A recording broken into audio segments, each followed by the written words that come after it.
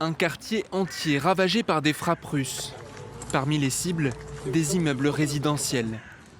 La ville de Zaporijjia a subi d'importants bombardements dans la nuit de lundi à mardi.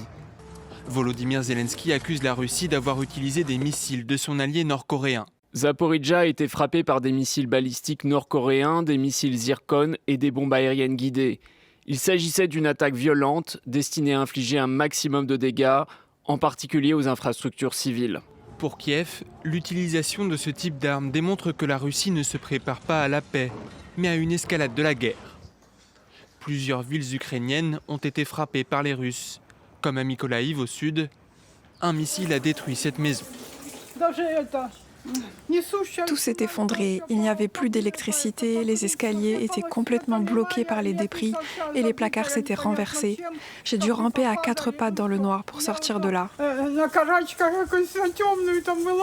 La capitale ukrainienne a elle aussi été touchée, provoquant des incendies. Mardi, le ministère russe de la Défense a diffusé des images censées montrer ses équipes de lutte contre les drones à l'œuvre face à l'armée ukrainienne.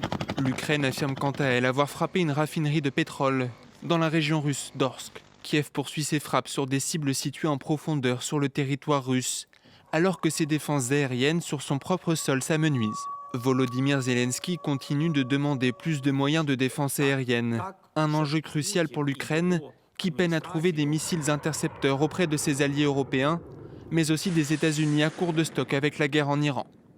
Selon le ministère de la Défense, l'Ukraine n'a pu intercepter qu'à peine 15% des missiles balistiques lancés par la Russie en juillet.